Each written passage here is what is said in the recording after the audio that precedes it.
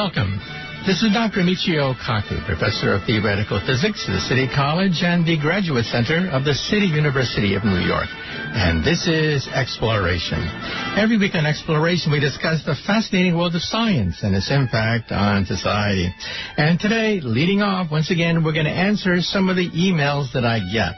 I get so many emails with questions that I can't possibly answer all of them, so I apologize. And instead, I'd like to answer some of the questions I get on air. Well, let's just jump into some of the science questions I get.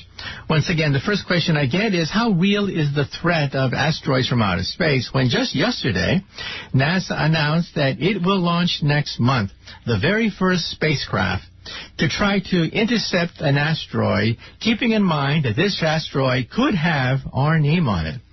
The asteroid is called Bennu. It is 1,600 feet across. It is big enough to knock out London and a good chunk of England. It's not just a city buster. It's what's called a nation buster, an asteroid big enough to take out a huge chunk of Germany or England. Now, of course, these asteroids come whizzing by the Earth all the time, as we now know. We now know that we live in the middle of a cosmic shooting gallery. If, for example, you could somehow illuminate every single asteroid that's out there in outer space, and then look up at the night sky, what would you see? You would be shocked, absolutely shocked. You would see millions, literally millions of dots of light, each light representing an asteroid that could do a lot of damage to the planet Earth. So there are thousands of what are called NEOs, near-Earth orbiting objects. And we humans have been blissfully unaware of these things ever since we walked the face of the Earth. Yes, this threat is not new at all. We see ancient impact craters on the planet Earth, and if you look at the moon, you see proof of this. The moon is pockmarked by the scars of millions of impacts that have taken place over the 4 billion lifespan of the moon. So this is not science fiction anymore at all. We see craters, gigantic craters, if you photograph the Earth from outer space. If, for example, you look at the planet Earth, there's the famous asteroid crater, the Barringer Crater in the American Southwest. It's a favorite spot for science fiction movie companies to photograph an extraterrestrial impact on the planet Earth, but you too can see it if you're driving across the United States. Well, Bennu, this asteroid, is a real threat. If it hit the Earth, and of course we're still debating the odds of this, perhaps 1 in 2,000, but if it hit the Earth, it would hit the Earth with a force of about 1,000 Hiroshima bombs. Not 1, but 2, but 1,000 Hiroshima bombs. You know, just a few years ago over Chelyabinsk, Russia, we had a sneak preview of this. An object about the size of an apartment building sailed over Chelyabinsk and fortunately blew up in the atmosphere, raining down also meteoric debris in the neighborhood of Chelyabinsk. No one was killed, fortunately, but it shattered a lot of windows and rattled a lot of nerves. If the Chelyabinsk asteroid had actually hit the Earth, it would have hit the Earth perhaps with a force of maybe 50 Hiroshima bombs. Well, Bennu is much bigger and poses a much bigger threat. It can unleash the force of perhaps 1,000 Hiroshima bombs, or the force of 1,450 megaton equivalents of TNT. So, what is NASA doing about it? NASA announced that next month it will launch the OSIRIS-REx lander. And what will the OSIRIS-REx rocket do? First, it'll reach the asteroid, orbit around it, land on the asteroid, and then extract 2 ounces of material from that asteroid and bring it back to Earth by the year 2020. Now, can it really hit the Earth? Well, it turns out that it regularly crosses the orbit of the planet Earth. The next time will be in 2135. When's the next time after that? And after that? Well, we don't really know. Because after it makes a pass, sometimes it goes near the planet Earth, where it may actually encounter some of the air molecules that surround the planet Earth. Yes, even in the vacuum of outer space, there are air molecules from our atmosphere. So every time it goes close to the Earth, its orbit is slightly altered in ways that cannot be predicted. Now, usually, we know the orbits of these things to mathematical precision. We can calculate thousands of years from now what kinds of meteors pose a danger to the planet Earth because we have Newton's laws of motion. However, Newton's laws of motion will also work for atmospheric particles, but our computers are simply not powerful enough to accurately gauge the disturbance on an asteroid as it comes whizzing by the atmosphere of the planet Earth. So, how real is the threat? Well, the threat is real, but let's put things into perspective. First of all, a city buster, like the asteroid that sailed over Chelyabinsk, an asteroid about the size of an apartment building, that hits the Earth about once every 100 or once every 200 years. Now, you don't hear too much about these impacts because these impacts usually take place in the oceans, where there's no CNN there to record it. Plus the fact that, well, just a few hundred years ago, we didn't have many great cities. We forget the fact that the human population throughout human history was very small. We didn't have megacities back then at all. And so, in other words, there were not that many targets for asteroids to hit throughout human history, even if they hit the Earth at the rate of maybe one every 100, once every 200 years, capable of taking out London, let's say. Then you have the nation busters. And Bennu qualifies for a small nation buster. If it were to hit the United Kingdom, for example, it would easily take out London and a good chunk of southern England. It would, of course, destroy England as a viable nation, hitting England with a force of 1,450 million tons of TNT, or roughly 1,000 Hiroshima bombs. And then we have the planet killer. The planet killer hits the Earth about once every 10 million years or so. The last one hit the Earth 65 million years ago, and it was a beauty. It hit Yucatan of Mexico, carving out a crater about 200 miles across. It sent millions of tons of dirt and debris into the atmosphere, darkening out sunlight for perhaps up to a year or so. As a consequence, vegetation collapsed without sunlight, and therefore the food chain began to collapse. Without plants to eat, plant-eating dinosaurs couldn't support their massive weight. Without plant-eating dinosaurs, the meat-eating dinosaurs died, and as a consequence, up to 90% of all life forms on the planet Earth perished as a consequence. So this is a warning sign that we do have to track these things out there. Now, of course, when you go to Congress and ask for a pittance to begin the process of tracking these things, we encounter what is called the giggle factor. The politicians start to giggle, they roll their eyes to the heavens, and then they say, next. In other words, they don't take these threats seriously at all. But there are real threats from outer space, including the threat of an asteroid impact. And so, again, we expect to have a close encounter in the year 2135. It'll probably miss. But the next encounter after that, all bets are off because, as I said, every time it makes a close pass through the planet Earth, it encounters a little bit of the atmosphere of the Earth. The orbit is perturbed as a consequence, and it's very difficult to track the disturbances into the far future.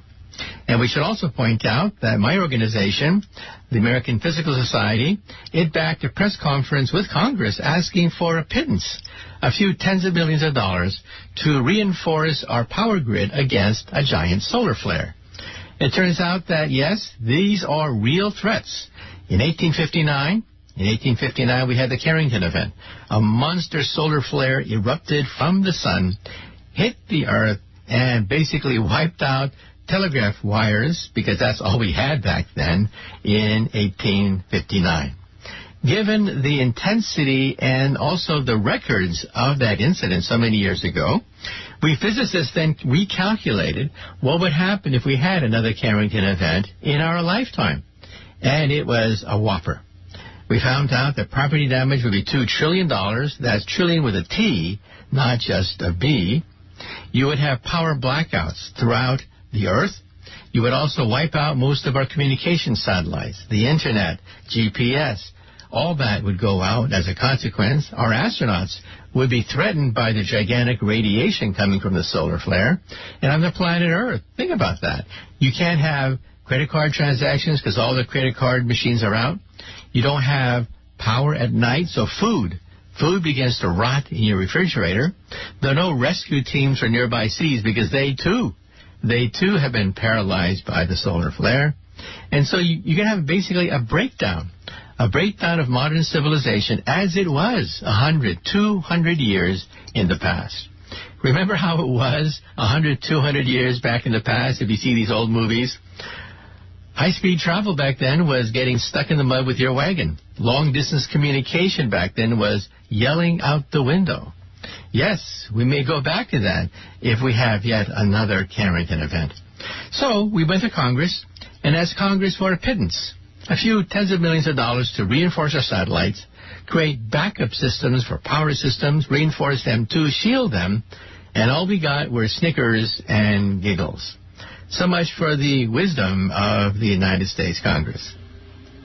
Well, yet another question I sometimes get in email is, what about space tourism? When am I, a tourist, going to be able to take my first trip into outer space and play with weightlessness and all the things I see on television with the space shuttle and the International Space Station? Well, all the publicity around space tourism actually grew out of a prize. We forget the fact that when you go back to the 1930s, it was Charles Lindbergh's famous voyage from New York to Paris that galvanized public opinion and set into motion what we call aviation, consumer aviation, and consumer air travel. But why did Charles Lindbergh do that? Because there was a prize, a monetary prize offered of $25,000. That doesn't sound like much to gamble your life away. But hey, back in the 30s, that was a ton of money. And Charles Lindbergh became a household figure as a consequence. Now we have something called the XPrize. The XPrize, in the spirit of Charles Darwin, gives away millions of dollars for enterprising individuals that can create certain milestones in the history of science and technology. The last XPrize was won by Spaceship One. That is a commercial rocket built with commercial funds that took tourists twice in 2 weeks to the very edge of the atmosphere. They went up 17 miles straight up. So Spaceship One, well, that rocket got the XPrize. But there are other XPrizes. One XPrize entry got permission just yesterday from the FAA to send a robotic package to the moon. It turns out that the Google Lunar XPrize package is as follows. You have to create a small communications robot, send it on to the moon, perhaps renting a commercial carrier. It has to be able to walk on the moon and then send video images to prove that it is walking on the terrain of the moon. And if you do all those things, you get $20 million. Wouldn't that be great? So if you want to win $20 million, you too can Google XPrize and find out how you can apply to win $20 million. Now, these prizes, by the way, have a history that has accelerated technology and innovation. Look at the United States Pentagon. The United States Pentagon has a branch called DARPA, and DARPA regularly creates advanced technologies. That's what it's designed to do. That's its mandate. It designed the Internet. It turns out the Internet was not created by Al Gore. The Internet was created by the Pentagon, by DARPA. In fact, in those days, it was called ARPANET, later called ARPANET, and then called the Internet. And it was not developed so that we can watch movies on our computer screens. That's not why the Internet was invented. It was invented to fight World War III. It was a device used to communicate between scientists to rebuild America during and after a nuclear confrontation with the Soviet Union. That's why the Internet is so peculiar. That's why it has no telephone book. It has no guideposts. It has no sensor. It's just an empty highway. Because that's the way we scientists wanted it. We wanted an empty highway. If we're trying to rebuild Los Angeles after World War III, you don't want a bureaucratic censor somewhere on the earth to say, can't do that. That's a dirty word. No, you're doing some serious work rebuilding America during and after a thermonuclear confrontation with the Soviet Union. That's why the Internet developed so strangely. In fact, in 1989, with the collapse of the Soviet bloc, the National Science Foundation, which had all the codes and blueprints, basically gave it away for free. Here was a military weapon that changed world history in 1989 when it was simply declassified and given to you and me, changing world history in the process. Well, DARPA has gone on to create a prize of its own. It's called the DARPA Challenge. And several years ago, the DARPA Challenge was to create a driverless car. A car that could navigate in the empty terrain of the Mojave Desert, perform a certain tasks, and come back to where it started from. That is the beginning of the driverless car. So you see that sometimes prizes like this help to jumpstart technology. Inventors in their garage sometimes get so inspired, and of course they want the cash, that they make breakthroughs in technology that were unforeseen before them. That's why the XPrize was created by an acquaintance of mine, Peter Diamandis. So the XPrize today is being offered for a lunar package to be dropped to the moon, and also a tricorder, a $10 million prize for those of you who can invent a tricorder. Now, what's a tricorder? Well, fans of Star Trek know what a tricorder is, for God's sake. It's a device a little bit bigger than a cell phone, and it allows you to instantly scan a human body for its entire medical profile. No longer do you have to put a thermometer in your mouth. No longer do you have to do a blood test. No. The tricorder simply scans your body and tells you exactly what diseases you are suffering from, exactly what your state of health is. Well, of course, a true tricorder is not possible yet. However, perhaps you can look at the rules for the tricorder and invent a version that has most, but not all, the capabilities of the tricorder on Star Trek. And then another question I get in email is, well, what about the aliens from outer space? How come they don't contact us? This is the Fermi paradox, and just last week, a group has a new theory as to how to solve the Fermi paradox. The Fermi paradox is very simple. It asks the question, where are they? I mean, after all, if the universe has so many planets out there, there must be intelligent life somewhere in the universe besides on the planet Earth.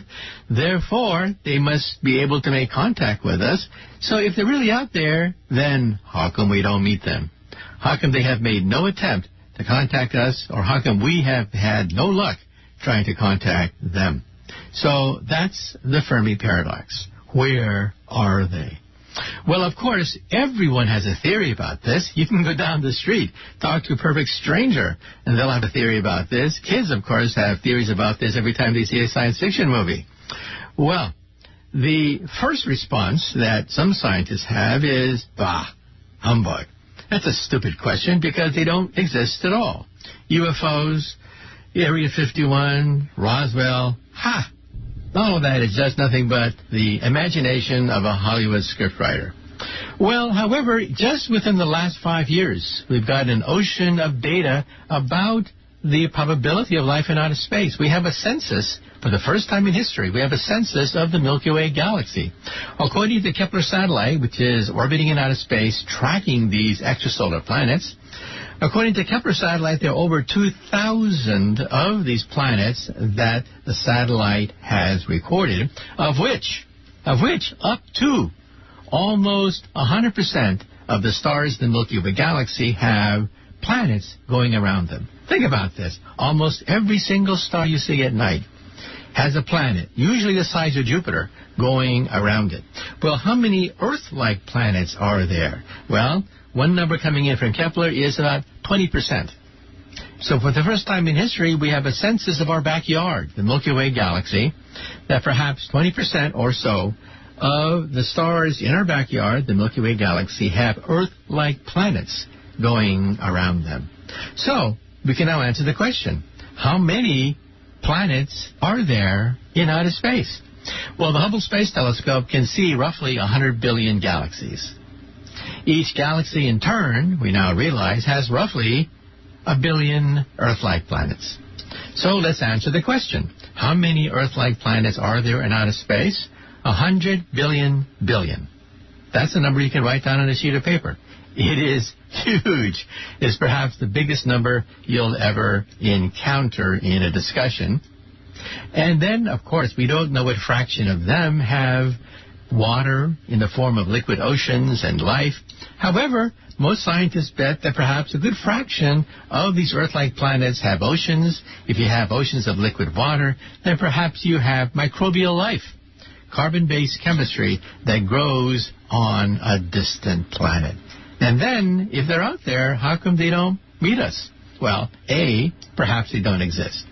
B, perhaps we're simply too insignificant. Perhaps they treat us like zoo animals. They simply look at us, laugh, and move on because we're like bugs to them.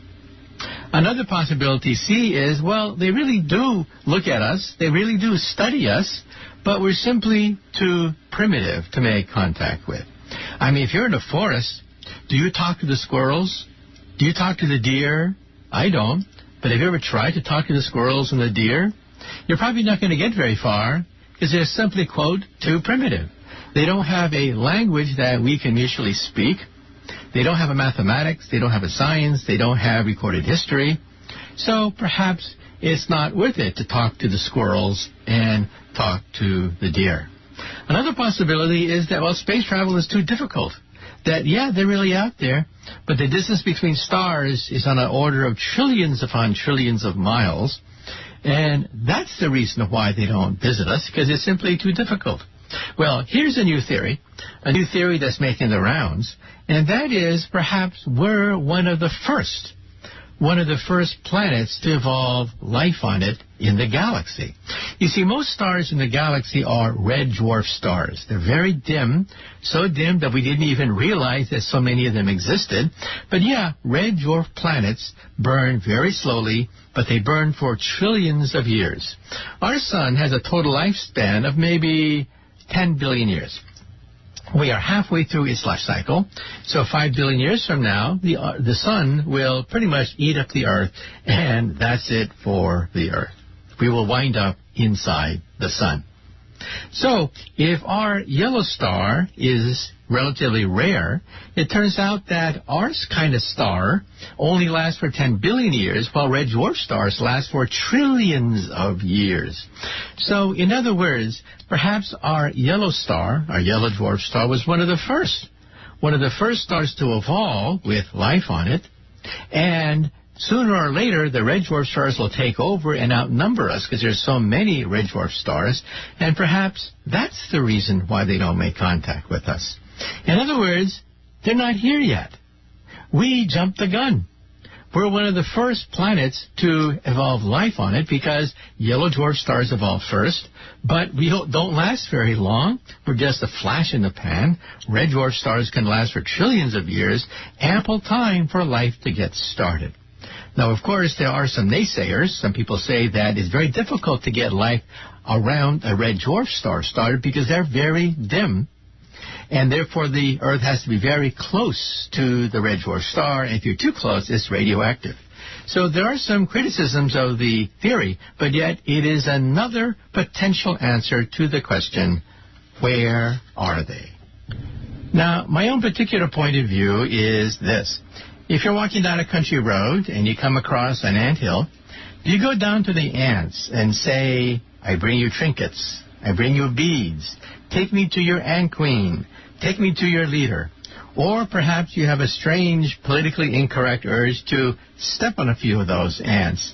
Well, if they're that advanced that they could soar across the galaxy to meet us, then almost by definition, they're going to be hundreds, thousands, maybe even millions of years more advanced than us.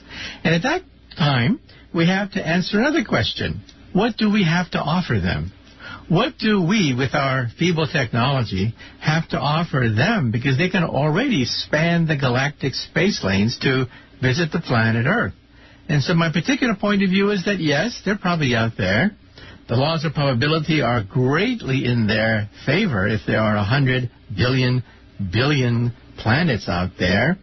But we don't rate on their radar screen simply because we're not ready. We're not advanced enough for them to make contact. And so, yeah, I think they're out there.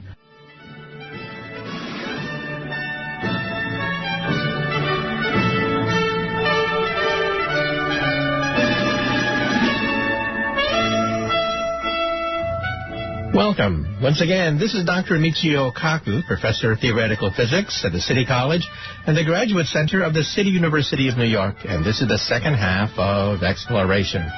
In this part of Exploration, we're going to bring on our special guest, Dana Mackenzie, who's the author of a new book that probes a question that perhaps everyone's asked themselves at some point or another, and that is, where did the moon come from? Believe it or not, there are many theories about the origin of the moon, but recently, all these theories have seemed to coalesce into a unified theory of the origin of the moon. So once again, our special guest today is Dana Mackenzie, talking about where the moon came from.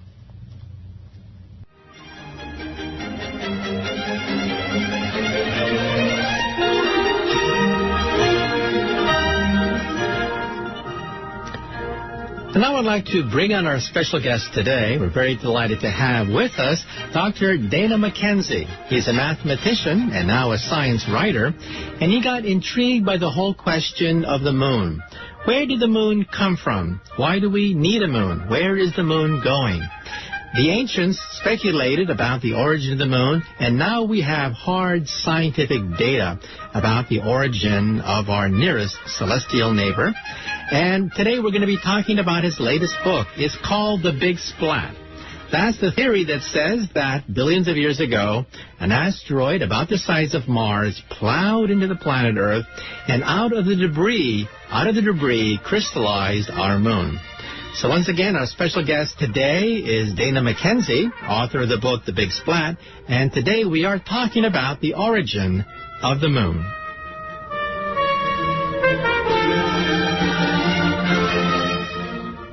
How did you first get interested in the so-called Big Splat theory? Yeah. Okay. So, well, the way I got interested in this was that I went to a conference on the Earth and the Moon, on the origin of the Earth and Moon, in Monterey in 1998. Actually, I covered this conference for Science Magazine, which I write for pretty often. And I went to this conference and was very struck by the fact that everybody there was talking about something called the giant impact theory. The giant impact theory is what moon scientists actually call it. The Big Splat is what I call it in my book because I needed a fancier title. Now, you can't write a book called The Giant Impact. It sounds boring, but The Big Splat sounds more exciting. So, but if you actually go up to a moon scientist and talk about it, the giant impact is what they call it.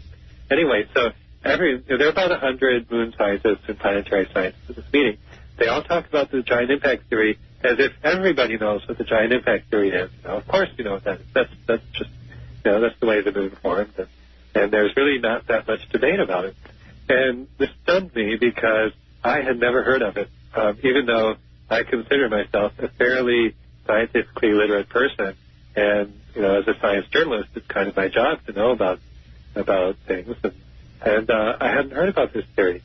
And so right away that kind of raised my antennas a little bit. And I said, wow, somehow they haven't gotten the message out there about this theory.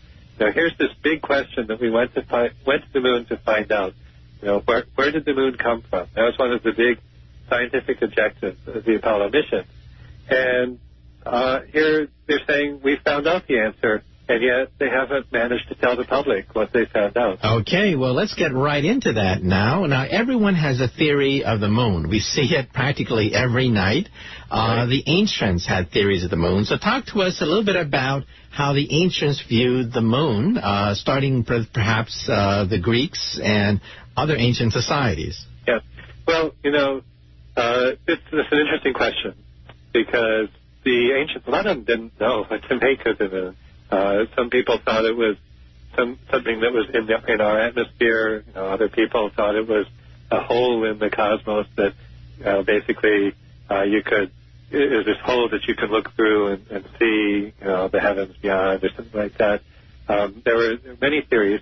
I think the two very important theories to know about are, first of all, the Aristotelian theory, which dominated the Western viewpoint for literally 1,500 years or so, which viewed the heavens as these perfect, incorruptible things that the planets and the stars all lived out there, and as I said, they're considered to be made of some different substance, something they call it the quintessence, and you had this. So, and one of the key things about this theory is that the Earth is at the center of the universe in this theory, and that all these other things are sort of ranged around the Earth. And the Earth is sort of viewed as where all the bad things are, the corruptible things that decay and die and stuff like that. And the heavens out there are perfect. And so this, as I said, this dominated Western thought for centuries. People thought that the Earth was at the center of the universe.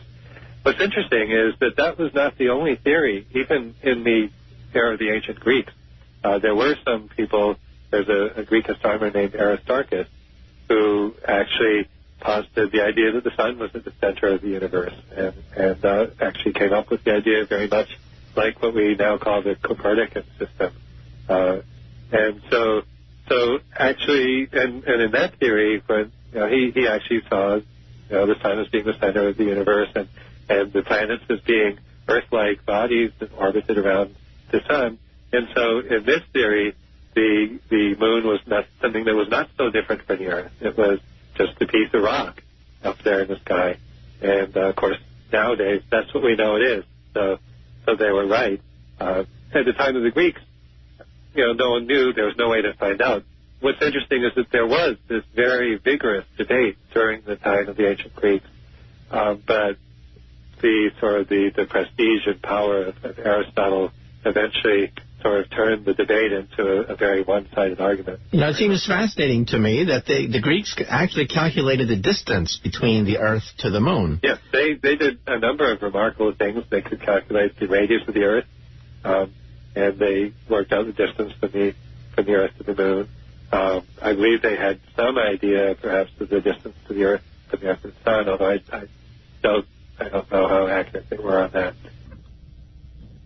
It's absolutely amazing to me that the Greeks could do those two calculations, the size of the Earth and the distance to the moon, and they did it using just basically string and a protractor by looking at shadows around the ancient world at noontime at a certain time of the year. Right. Not all shadows are the same. Therefore, the Earth must be curved, and they could actually calculate the distance, the radius of the Earth by looking at the different shadows of the planet Earth. It's actually very mathematical. It's basic trigonometry. And then looking at eclipses, comparing the solar eclipse to the lunar eclipse, and the fact that two are different.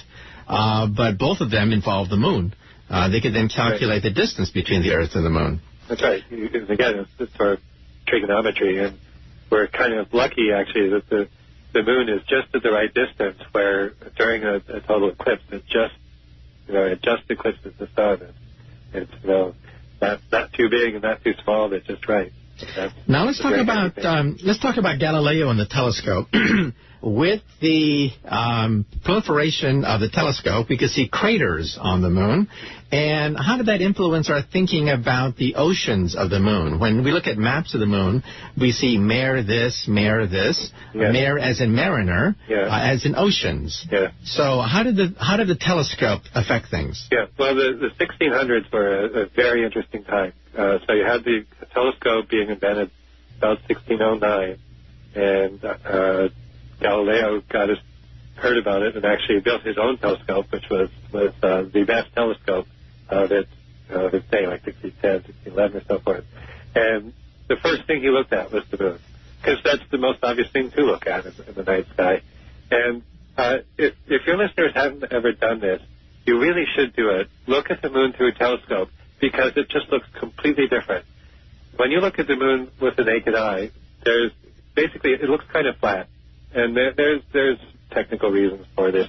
But when you look at it through a telescope, you can really see the curvature. And immediately, you can just tell this is not, a flat hole in the sky, or it's not, some celestial sphere orbiting up there like Aristotle said. You can tell that it's the world. And so when people look through the telescopes, they can see this. And, of course, the first assumption was it's a world like ours. And so you see these, as you said, the mares, which is the Latin word for sea. And the first theory that people had was that these were actual bodies of water. And so they named them that. And, in fact, there was a big race in the 1600s to name all the features on the moon. And some people named them after, had one naming scheme. People, there's sort of a Catholic Church naming scheme, and then there's sort of a English naming scheme, and eventually they settled on naming features in Latin. So that's why we have things like Mare Tranquillitatis, which is the sea of tranquility. That's where the first moon landing was. And these mares are actually, as I understand, lava flows, volcanoes that covered up. Yeah. So it became evident to scientists fairly early on that they really were not seas of water. But, of course, they didn't know what they were exactly. They're just, for some reason, darker than the rest of the moon rocks. And so we didn't really know for sure what they were until we went to the moon on the Apollo mission. And the first mission was to one of these seas. Yeah, well, we'll get into that in a minute. But tell us a little bit about Kepler and also the son of Charles Darwin. They also had theories about the moon. Yeah. Well, Kepler was an interesting person to write about. One of the fun things about writing a book is that it evolves sometimes in ways you hadn't expected. I've always been a big fan of Galileo, and so I had sort of expected to write a big chapter about Galileo and how important his discoveries were for the moon and so forth. And what I found out was, well, really, Galileo didn't have that much to say about the moon. He wrote this one fabulous little pamphlet about it, and then went on to other things. He got more interested in the moons of Jupiter, and he, of course, was interested in the whole this whole solar system and so forth. So he didn't really actually say that much about the moon. But Kepler sort of was haunted by the moon his whole life, and he actually wrote the what some people consider the first work of science fiction, which is called Somnium, the Dream. And this dream is actually a dream about a voyage to the moon. And what's interesting about this, ostensibly science fiction, is that it actually has a huge amount of science fact behind it. And it's just a marvelous compendium of what was known scientifically about the moon and so forth. And, of course, Kepler was very much a proponent of the idea that the moon is another world. And he envisioned what it would be like to be on this other world.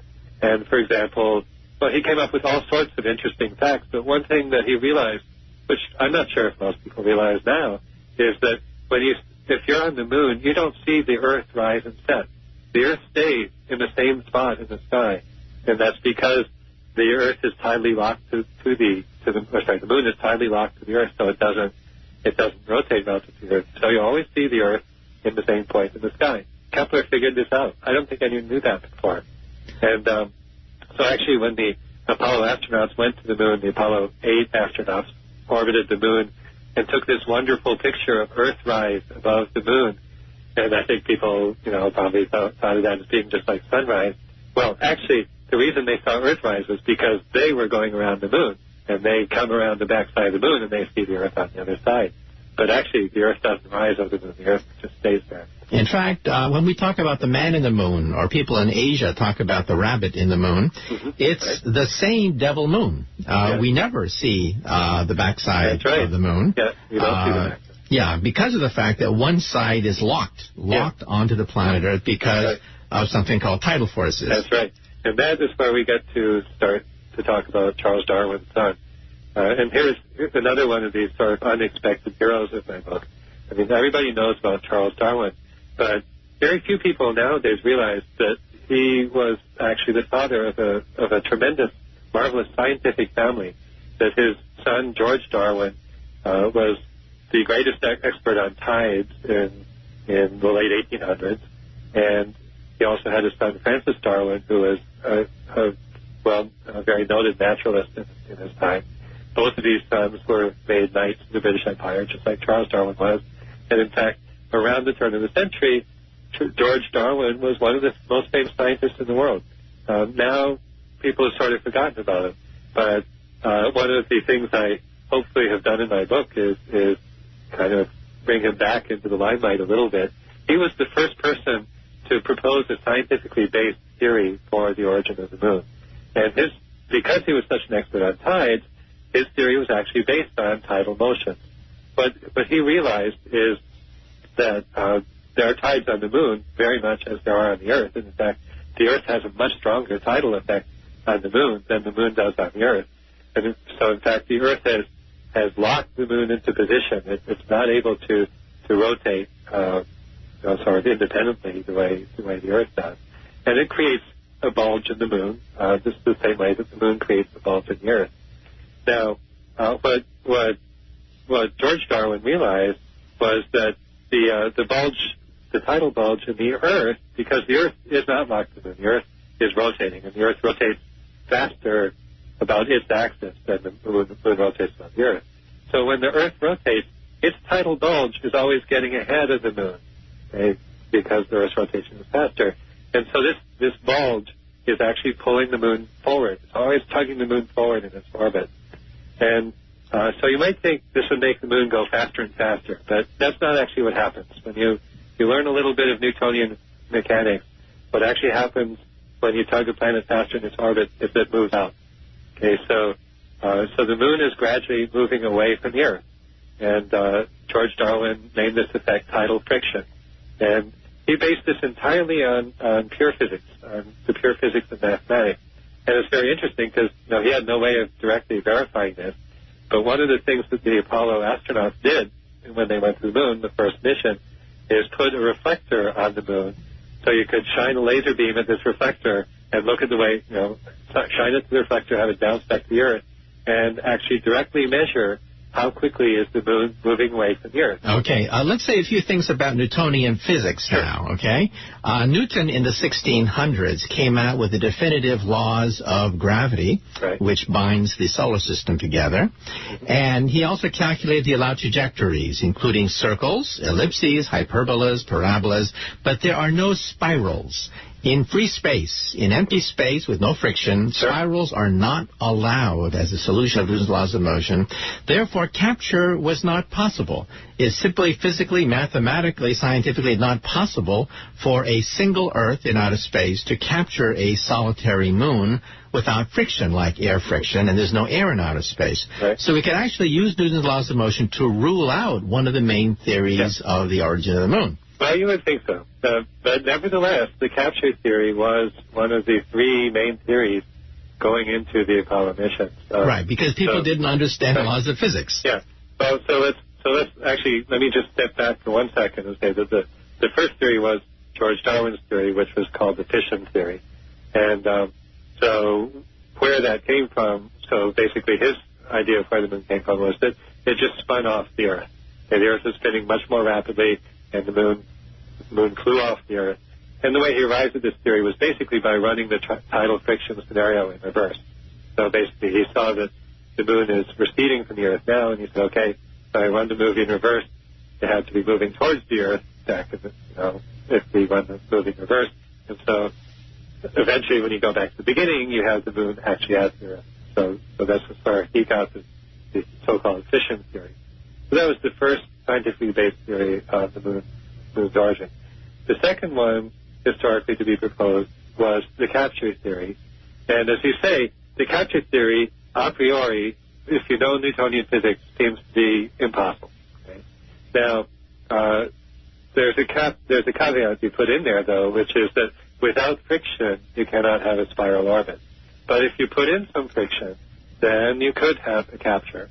And so this is very implausible, admittedly, but one of the first proponents of the capture theory suggested that maybe the interstellar medium actually has some kind of resisting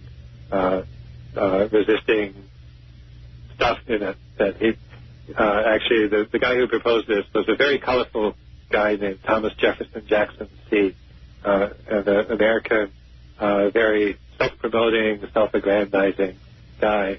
who was one of the first American astronomers to get a PhD in Europe.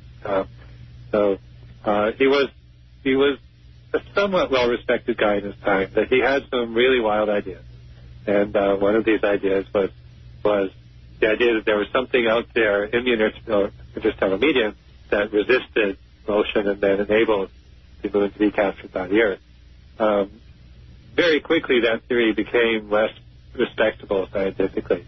But still, there were people who argued for some version of the capture where maybe you had a lot of debris around the Earth early in the formation of the system, and that debris could slow something down enough to be captured. Okay, well, now let's get to the Apollo space program, because you've been alluding to it. Yeah. What did the Apollo space program show in terms of moon rocks? What are moon rocks made of? Right.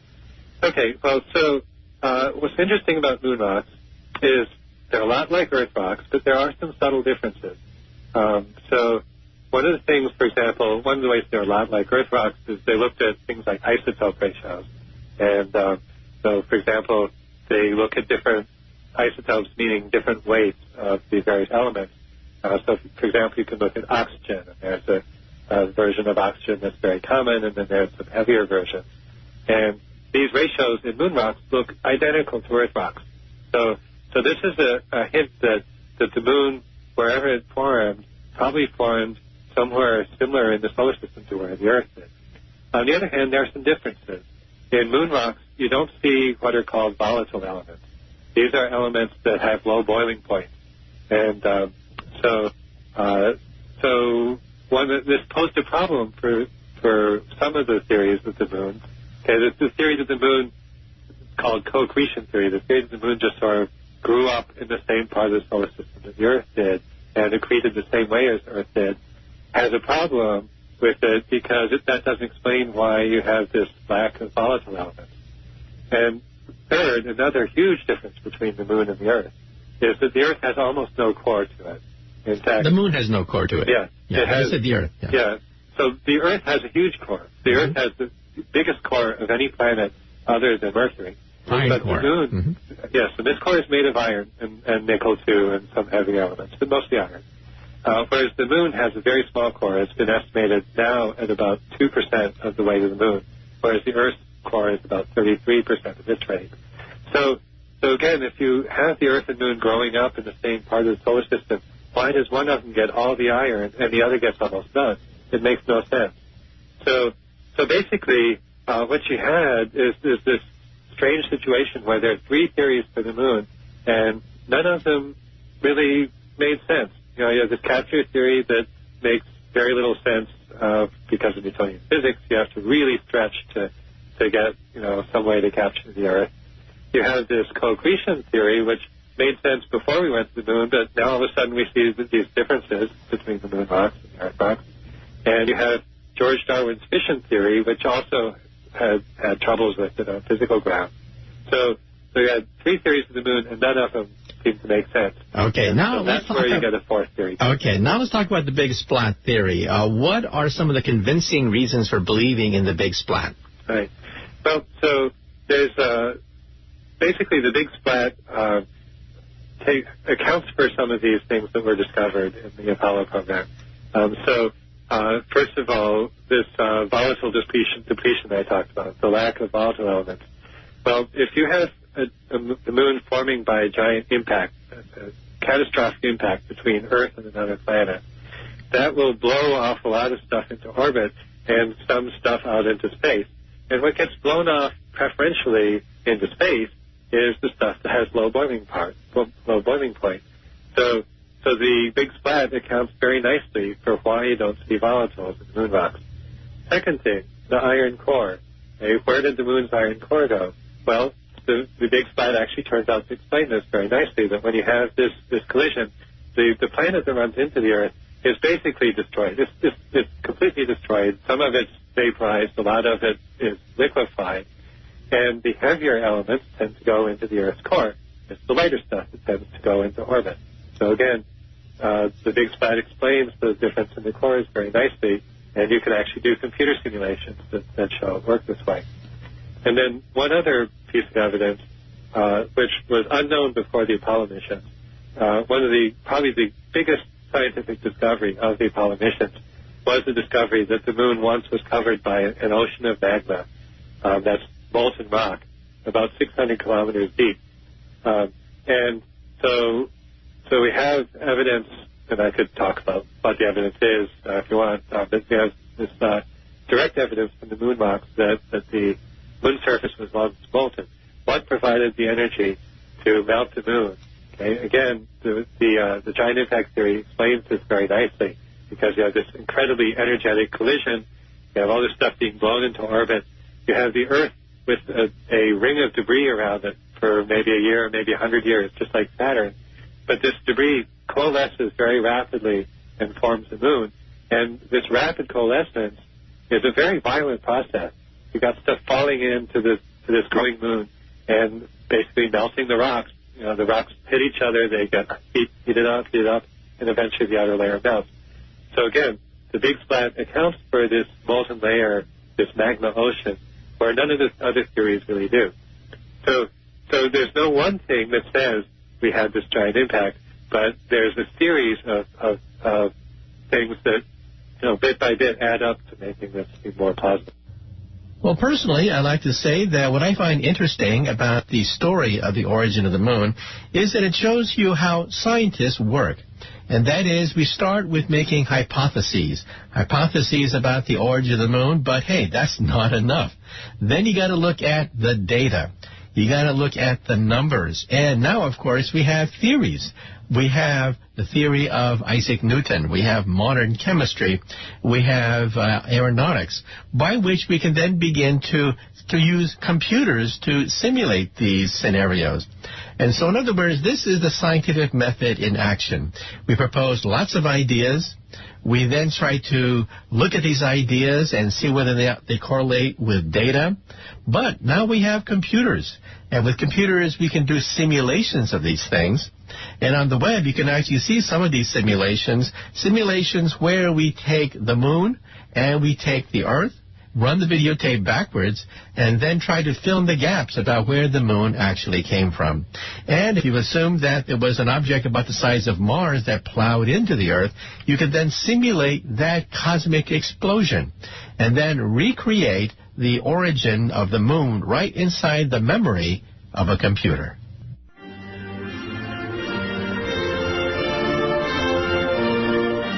Well, I'm afraid that's it for exploration.